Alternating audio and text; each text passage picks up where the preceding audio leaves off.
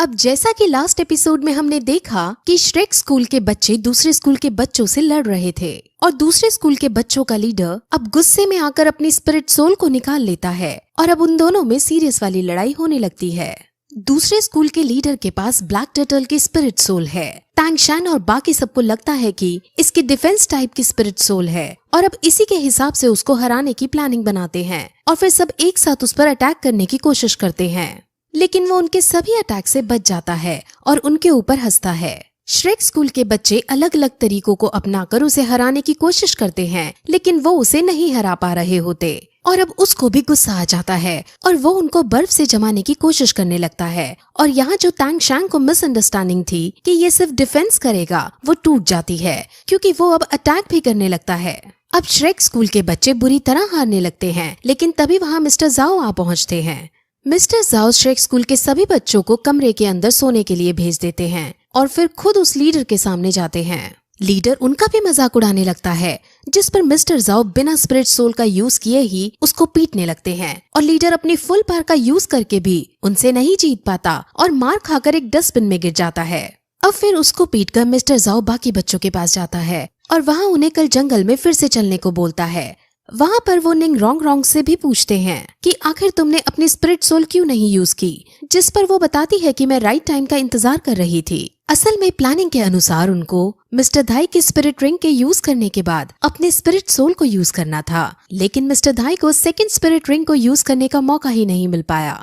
असल में निंग रोंग अब सुधर गई थी और वो श्रेक स्कूल के बाकी बच्चों के साथ दोस्ती करना चाहती थी क्योंकि उसे ऑस्कर की बात समझ आ गई थी। अब अगले दिन वो सब फिर से जंगल में जाते हैं, जहाँ उन्हें फिर से अजीब अजीब से बहुत सारे क्रीचर्स नजर आते हैं और वो सब मिस्टर जाओ की प्लानिंग के अनुसार आगे बढ़ते हैं। और अब आगे बढ़ने पर उन्हें एक बहुत खतरनाक बीस्ट नजर आता है। ये एक बहुत बड़ा स्नेक है और इसका नाम millennium phoenix tail crest serpent है। ये 1000 साल से भी पुराना सांप है, जिस वजह से ये बहुत ज्यादा शक्तिशाली है। असल में जो बीस्ट जितना ज्यादा पुराना होता है वो उतना ज्यादा शक्तिशाली होता है। अब वो सब इसको मारने का डिसाइड करते हैं क्योंकि अगर इसके अंदर की स्पिरिट रिंग ऑस्कर को मिल जाती है तो वो बहुत शक्तिशाली हो जाएगा। अब वो सभी टीम वर्क के साथ इसको मारने की प्लानिंग करते हैं और फिर प्लान के अनुसार उस पर अपना अटैक करते हैं और फाइनली काफी स्ट्रगल के बाद वो उसको घायल करके नीचे गिराने में कामयाब हो जाते हैं। अब ऑस्कर को उसको जान से मार के उसके अंदर की स्पिरिट रिंग हासिल करनी थी और वो अपने चाकू से इसको मारने के लिए आगे बढ़ता है, लेकिन तभी से वो उससे पूछती है कि क्या हम इसको जिंदा नहीं छोड़ सकते, जिस पर टैंग शैंग उसे समझाता है कि ये प्रकृति का नियम है। इस संसार में जो ज्यादा ताकतवर होता है वो कम ताकतवर को मार ही देता है, क्योंकि अगर हम इससे कम ताकतवर होते तो हम इसकी जगह जमीन पर लेटे होते, तो ये भी हमें जिंदा नहीं छोड़ता। अब फिर ऑस्कर आगे बढ़कर उसे मारने लगता है कि तभी वहाँ एक दादी और उसकी पोती आ पहुँचते हैं और उन सबसे कहते हैं कि इस जानवर को पहले हमने देखा था और हमने इस पर वार भी किया था। हमने पहले इसके पेट पर अटैक करके इसे घायल कर रखा था और टैंग शैंग के चेक करने पर वहाँ उन्हें 3 निशान भी मिल जाते हैं। असल में दादी अम्मा उसकी स्पिरिट रिंग को अपनी पोती को देना चाहती थी जिससे वो स्ट्रॉन्ग बन सके, लेकिन मिस्टर जाओ उसकी बात नहीं मानना चाहता। असल में दादी और दादा यानी दादी के पति बहुत ज्यादा स्ट्रॉन्ग हैं। अगर दादा और दादी एक साथ मिलकर फाइट करें तो इनसे कॉन्टिनेंट के बड़े बड़े योद्धा हार जाएंगे, लेकिन अभी दादी अकेली है और दादा इसके साथ नहीं है, जिस वजह से मिस्टर जाओ चाहे तो इसे हरा सकते हैं, लेकिन मिस्टर जाओ कोई रिस्क नहीं लेना चाहते क्योंकि क्या पता दादा यहीं कहीं जंगल में हो। इसलिए उन दोनों में थोड़ी पोलाइट मैनर में बहस होने लगती है, जिसके बाद उनमें ये डिसाइड होता है कि पोती और टैंग शैंग के बीच फाइट होगी और अगर पोती फाइट को जीतेगी तो स्पिरिट रिंग वो हासिल करेगी और अगर टैंग शैंग फाइट को जीतेगा तो स्पिरिट रिंग ऑस्कर हासिल करेगा।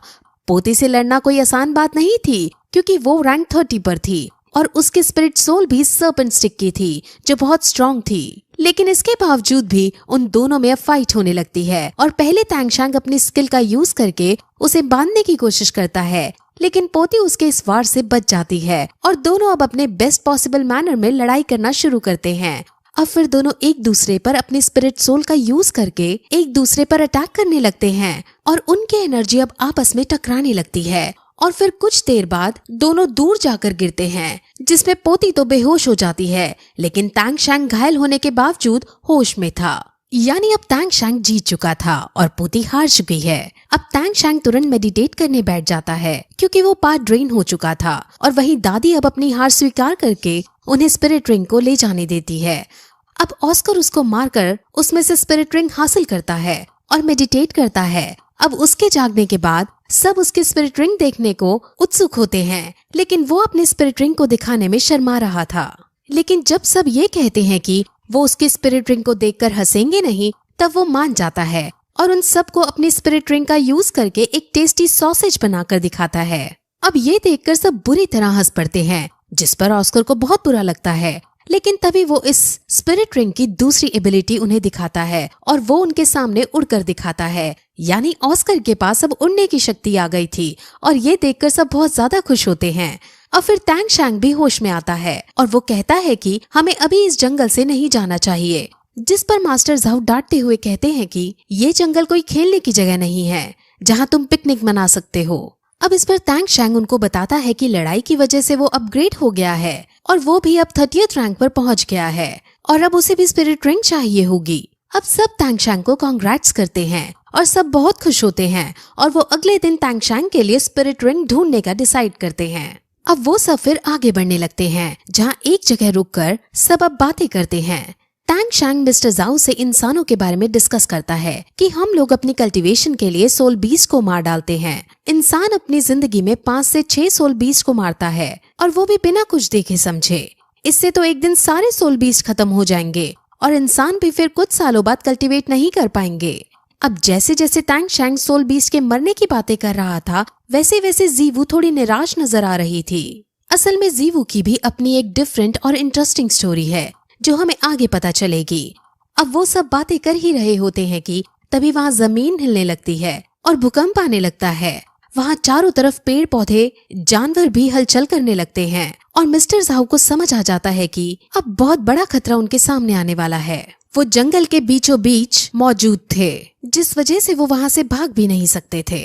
और फिर वहाँ उनके सामने एक बहुत बड़ा जानवर जिसकी बॉडी एप्स जैसी थी वो आ जाता है और ये कई हजारों साल पुराना बीस्ट है। इतना खतरनाक बीस्ट तो घने जंगल में होना चाहिए था, लेकिन ये यहाँ मौजूद है और उन्हें इसके यहाँ होने का रीजन भी समझ आ जाता है। अब मिस्टर झाऊ उसके सामने जाकर उससे पोलाइटली ये कहते हैं कि अगर ये आपकी जगह है और आप हमें यहाँ नहीं देखना चाहते तो हम यहाँ से चले जाएंगे। हम कोई नुकसान पहुँचाने नहीं आए हैं।